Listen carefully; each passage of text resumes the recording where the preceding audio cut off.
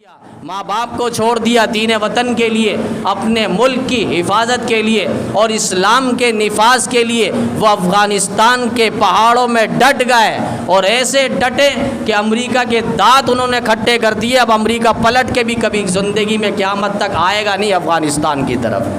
تو کہنے کا مقصد یہ کہ ہم کیوں ذلیل ہو رہے ہیں، ہم کیوں اپنے آپ کو کمزور کر رہے ہیں، ہم کیوں اپنے آپ کو دبا رہے ہیں، ہم کیوں اپنے آپ کو غلامیت کے توق ڈال کر امریکہ کے گھٹنے تلے بیٹھ گئے ہیں۔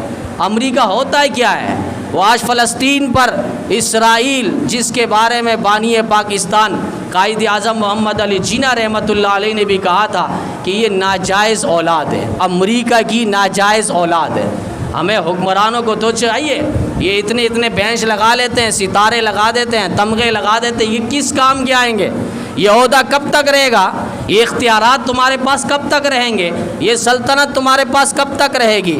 یہ ان کو جھنجھوڑنے والا کوئی نہیں، بس ڈالر دیکھ لیا، یورو دیکھ لیا، پیسے دیکھ لیے، بس اسی پر انہوں نے اپنی زندگانی سمجھی۔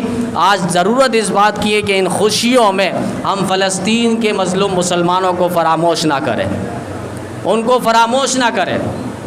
کوشش یہ ہو کم از کم جتنا ہو سکے جہاں کوئی چندہ لے رہا ہے وہاں پر آپ اپنا حصہ ڈالیں۔ نبی علیہ السلام نے فرمایا کہ بیت المقدس کے لیے اگر تیل جلانے کے لیے بھی تمہیں پیسے دینے پڑے تو دے دو، اللہ تعالیٰ تمہیں ثواب پہنچائے گا۔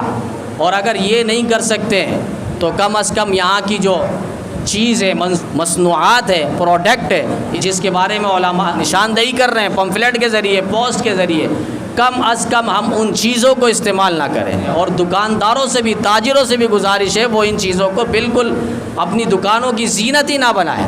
سب سے پہلا مرحلہ یہی ہے کہ تاجر برادران وہ ہوش کے ناخن لیں، وہ ان چیزوں کو اپنی دکانوں کی زینت نہ بنائیں۔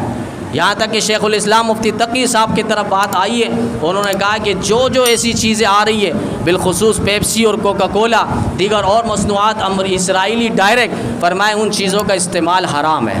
وہ یہاں ڈالر ہم پیسے بنا کے ان کو دے رہے ہیں، وہ ڈالر کے ذریعے بارود خرید رہے ہیں، اور فلسطین کے مظلوم مسلمانوں پر الغار کیا جا رہا ہے۔ دعائیں خیر کریں، ہر نماز کے بعد، ہر نیکی کے بعد آپ کوشش کریں، اللہ تعالیٰ سے دعا کریں، اللہ تعالیٰ فلسطین کے مظلوم مسلمانوں کی مدد اور دستگیری فرمائے۔